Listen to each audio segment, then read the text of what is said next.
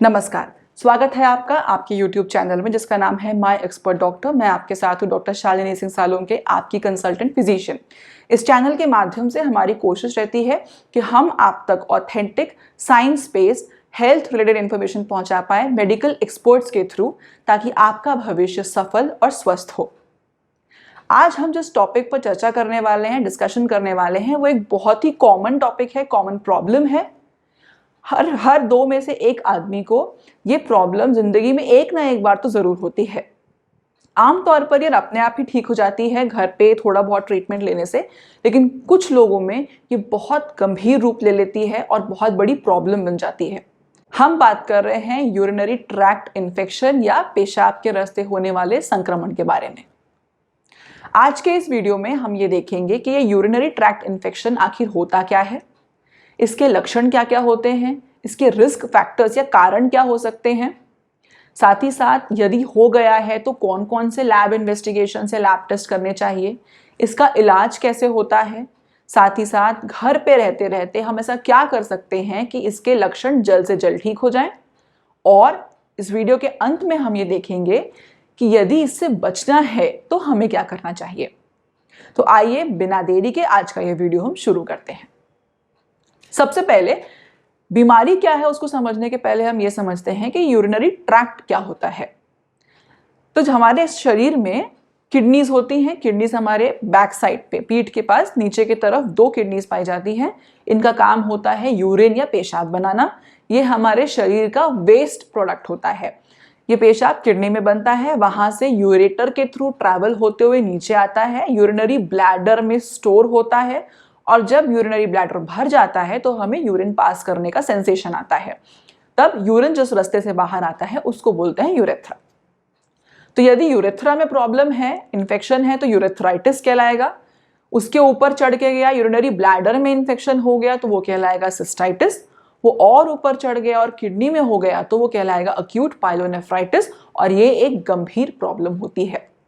आमतौर पर bacterial infection पाए जाते हैं जो यूटीआई करवाते हैं, बट बाकी ऑर्गेनिज्म भी है जो करवा सकते हैं, बट मोस्टली 90% to 95% केसेस में बैक्टीरिया ही होते हैं।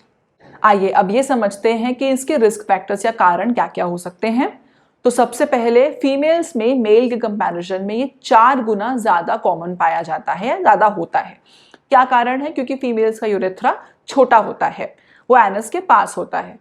एनस जहां से मल विसर्जन होता है वहां नेचुरल तरीके से बैक्टीरिया पाए जाते हैं। तो क्योंकि यूरेथ्रा उसके पास है फीमेल्स के केस में, इस कारण से ज्यादा कॉमनली वो इन्फेक्ट हो जाते हैं। और क्या कारण हो सकते हैं? तो इंटरकोर्स एक बहुत इंपॉर्टेंट कारण है। कई लोगों में इंटरकोर्स के बाद यूरिनरी ट्रैक्ट इन्फेक्शंस का फ्रीक्वेंसी बढ़ जाता है। साथ ही साथ डायबिटिक लोगों में बहुत कॉमनली देखने को मिलता है। कैथेटर जिनको पड़ा हुआ है, लार्ज प्रोस्टेट है, कॉन्ट्रासेप्टिव मेथड्स यूज कर रहे हैं like diaphragm, sponge, vaginal cream, ये सारी चीजें हैं। साथ ही साथ मेनोपॉजल कंडीशन में या पेरीमेनोपॉजल कंडीशन में भी फीमेल्स में बहुत कॉमनली देखने को मिलता है। आइए अब देखते हैं कि इसके लक्षण क्या क्या होते हैं। तो लक्षण सबसे कॉमन होता है पेशाब करते वक्त जलन का एहसास होना, दर्द होना। उसके अलावा पेशाब करने की फ्रीक्वेंसी बढ़ जाती है, बार बार वॉशरूम जाना पड़ता है। वॉशरूम जाते समय आपको ऐसा लगता है कि अर्जेंटली आपको जाना पड़ेगा। साथ ही साथ वहां जाने के बाद आपको थोड़ा देर बैठने के बाद ही यूरिन पास होगा, उसको हेजिटेंसी कहते हैं। कभी कभी ऐसा भी होता है यूरिन पास करते करते आपको पेट के निचले हिस्से में तेज दर्द उठता है। साथ में कई बार आपको ऐसा लगता है कि यूरिन पूरी तरह से निकला नहीं है, ब्लैडर खाली नहीं हुआ है, अभी थोड़ा यूरिन बच गया है। और कुछ गंभीर केसेस में यूरिन में ब्लड भी आ सकता है। यूरिन फाउल स्मेलिंग हो सकता है, गंदी बास आएगी यूरिन में से, एंड थोड़ा क्लाउडी नजर आएगा। ये सारे लक्षण होते हैं अगर लोअर यूरिनरी ट्रैक्ट इन्फेक्शन हुआ है, दैट इज यूरेथ्रा में या यूरिनरी ब्लैडर में। यदि किडनी में इन्फेक्शन पहुंच गया है तो इसके साथ साथ कुछ और लक्षण भी देखने को आते हैं, जैसे कि फ्लैंक पेन। फ्लैंक पेन का मतलब होता है आपके बैक, पीठ के नीचे के दोनों तरफ में आपको तेज दर्द उठेगा। उसके साथ साथ आपको बुखार, कपकपी, उल्टी आना, उकाई आना, साथ साथ भूख कम लगना, इस तरह के लक्षण भी देखे गए हैं। अब हम चलते हैं कि यदि ये लक्षण हमें दिख गए किसी मरीज में, तब किस तरह के लैब इन्वेस्टिगेशंस डॉक्टर करने को बोल सकते हैं। तो सबसे पहले क्योंकि यूरिन का इन्फेक्शन है तो आपको यूरिन सैंपल जमा करने के लिए बोला जाएगा। यूरिन सैंपल जमा करने का प्रोसीजर क्या होता है? तो डॉक्टर आपको एक कंटेनर देगा जो स्टेराइल बॉटल रहती है। आपको यूरिन पास करने के लिए सबसे पहले अपने प्राइवेट पार्ट्स को क्लीन करना पड़ेगा। उसके बाद थोड़ा इनिशियल फ्लो जो यूरिन का है वो पास होने दे और बीच के फ्लो को बॉटल में बंद कर ले। इसके बाद उसमें कुछ लैब्स होंगे। पहला होता है यूरिन डिप्स्टिक टेस्ट। उसमें नाइट्राइट और ल्यूकोसाइड एस्टरेज ये दो चीज़ें देखी जाती हैं। यदि ये दोनों पॉजिटिव होती हैं तो यूरिन रूटीन माइक्रोस्कोपी की जाती है। यूरिन रूटीन माइक्रोस्कोपी में ये देखा जाता है कि उसमें पस सेल्स, बैक्टीरिया या RBC red blood cells present है कि नहीं। यदि ये पाए जाते हैं तो उनके बेसिस पर डॉक्टर आपको ट्रीटमेंट स्टार्ट कर देता है। इसके अलावा थोड़े से सैंपल को हम यूरिन कल्चर सेंसिटिविटी के लिए भी रखते हैं। कल्चर उसमें क्या होता है कि सैंपल में इसको ऐसी जगह पर रखा जाता है, इसमें कुछ खाना पीना डाला जाता है जिसको खा के बैक्टीरिया ग्रो होते हैं। अब बैक्टीरिया ग्रो होते हैं तो हमें पता चलता है कि पर्टिकुलर इन्फेक्शन किस बैक्टीरिया से हुआ है। हर बैक्टीरिया के अगेंस्ट एक पर्टिकुलर एंटीबायोटिक काम करती है। तो उसके बाद जब वो बैक्टीरिया आइडेंटिफाई हो जाता है तो उसमें हम एंटीबायोटिक सेंसिटिविटी टेस्ट करके देखते हैं और इस तरह हमें पता चलता है कि इतनी बड़ी लिस्ट में से कौन सी एंटीबायोटिक ज़्यादा अच्छे से काम करेगी। बट ये सब होने में 72 घंटे लग जाते हैं। अब ये हो गया यूरिन का सैंपल टेस्ट। इसके बाद आपको कभी कभी ब्लड टेस्ट करने को भी कहा जाता है, जैसे कि सीबीसी, जिसमें हमें देखेंगे कि WBC काउंट, सफ़ेद रक्त कोशिकाएं जो हैं वो कितनी बढ़ गई हैं। वो बढ़ गई हैं इसका मतलब इन्फेक्शन है शरीर में। दूसरा हम देखेंगे सीरम क्रिएटिनिन या यूरिया लेवल। ये आमतौर पर इसलिए किया जाता है ताकि पता चले कि इन्फेक्शन के कारण किडनी में कहीं कोई चेंजेस, कोई बदलाव तो नहीं आया, किडनी का फंक्शन कहीं कॉम्प्रोमाइज़ तो नहीं हो गया, ये देखने के लिए करते हैं। बट सब में नहीं किया जाता ये। इसके अलावा कुछ लोगों में, स्पेसिफिक लोगों कंडीशंस में इमेजिंग भी की जाती है, जैसे कि एक्सरे, सोनोग्राफी, सिस्टोस्कोपी।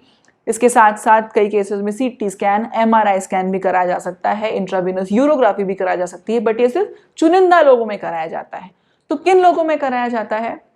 सबसे पहले यदि किसी इंसान का बुखार 3 दिन से ऊपर है, ठीक नहीं हो रहा है, एंटीबायोटिक्स काम नहीं कर रही है, या हमें ऐसा लग रहा है कि स्टोन्स हो सकता है उस पर्टिकुलर मरीज को, या बार बार यूरिनरी ट्रैक्ट इन्फेक्शन हो रहा है। इसके साथ साथ यदि उसको ब्लड आ रहा है यूरिन में और यूरिनरी ट्रैक्ट इन्फेक्शन की कोई सीरियस कॉम्प्लिकेशंस होने की संभावना है, तभी ये इमेजिंग कराई जाती है, सब में नहीं कराई जाती। तो चलिए लैब इन्वेस्टिगेशंस हो गए। अब क्या करें? अब इलाज कैसे करना है? तो डॉक्टर्स आपकी CBC report, urine routine microscopy report के आधार पर आपको एक एंटीबायोटिक प्रिस्क्राइब कर देंगे, broad spectrum antibiotic in general. उस एंटीबायोटिक का एक कोर्स रहेगा। अब कौन कौन सी एंटीबायोटिक्स दी जाती है ब्रॉड स्पेक्ट्रम कैटेगरी में? Minocycline, doxycycline, cephalosporin, ciprofloxacin.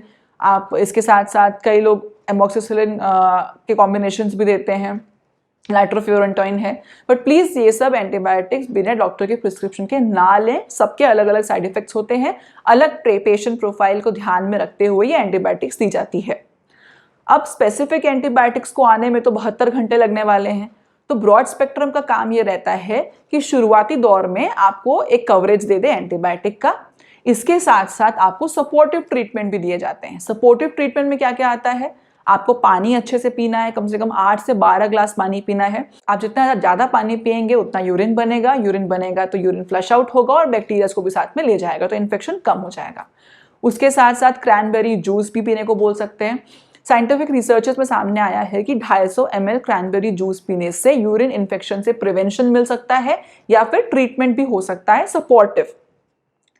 अब इसका रीज़न क्या है कि इस क्रैनबेरी के जूस में कुछ ऐसे कंपोनेंट्स होते हैं, क्रैनबेरी में कुछ ऐसे कंपोनेंट्स होते हैं जो इन बैक्टीरियाज को यूरिनरी ट्रैक्ट की वॉल पर अटैच होने नहीं देते, तो इन्फेक्शन का रिस्क अपने आप कम हो जाता है। इसके साथ साथ विटामिन C रिच फूड या विटामिन C सप्लीमेंट्स ले सकते हैं।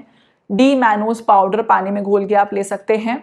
इसके साथ गार्लिक एक्सट्रैक्ट, योगर्ट, ये भी आपको प्रोवाइड किया जा सकता है सप्लीमेंट के तौर पे। यदि आपको पेशाब पास करते वक्त पेट के निचले हिस्से में दर्द हो रहा है तो आप गर्म पानी की थैली वहाँ पर लगा सकते हैं। आपको अल्कोहल, कॉफ़ी, सॉफ्ट ड्रिंक्स ये सब बिल्कुल अवॉइड करना है, क्योंकि इसको पीने के बाद आपको बार बार पेशाब जाना पड़ेगा और फिर जलन प्रॉब्लम ज़्यादा होगी। तो ये सिम्टोमेटिक ट्रीटमेंट है एक तरह से। इसके साथ अगर आपको बुखार है, बहुत ज़्यादा दर्द की तकलीफ है, तो डॉक्टर आपको एनाल्जेसिक्स भी दे सकते हैं और एल्कलाइजिंग एजेंट भी देंगे, जो आपके यूरिन को एल्कलाइज कर देगा और सिम्टम कम करने में आपको हेल्प करेगा। अब विद इन 36 आवर्स ये ट्रीटमेंट स्टार्ट करने के 36 घंटे के अंदर अंदर आपको अपने सिम्टम्स में रिलीफ मिलने लगता है। इस केस सिनेरियो में usually doctor same antibiotic continue करते हैं, बट अगर 72 घंटे के बाद जो सेंसिटिविटी रिपोर्ट आई है उसमें पता चलता है कि ये एंटीबायोटिक काम नहीं कर रही है, तो उस सेंसिटिविटी रिपोर्ट के आधार पर डॉक्टर्स आपके एंटीबायोटिक्स को बदल भी सकते हैं। अब हमने लक्षण समझ लिए, लैब इन्वेस्टिगेशन समझ ली, इलाज समझ लिया, पर इतना मेहनत क्यों करना जब हम बचाव कर सकते हैं? तो आइए जल्दी से हम देखते हैं बचाव क्या है इसके। सबसे पहली बात, यदि आपको यूरिन पास करने की इच्छा हो रही है तो उसको रोक कर ज़्यादा टाइम तक मत रखिए, क्योंकि आप उसको जितना रोकेंगे ब्लैडर में वो इन्फेक्टेड यूरिन उतना ही बैठा रहेगा और इन्फेक्शन होने का रिस्क बढ़ता जाएगा। दूसरा, आप जब भी टॉयलेट सीट को यूज़ करें उसको प्रॉपरली क्लीन करें, तभी यूज़ करें।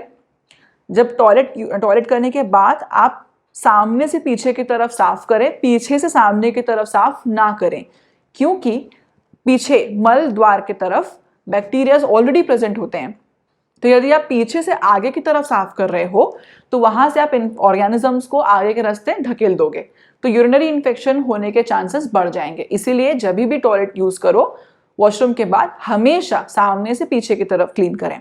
सेक्सुअल हाइजीन को फॉलो करें, डायफ्राम्स, वेजाइनल स्पंजेस इनको अवॉइड करें, कॉन्डम्स को यूज करें, इंटरकोर्स के बाद यूरिन पास करें एंड प्रॉपरली प्राइवेट पार्ट्स को वॉश करें।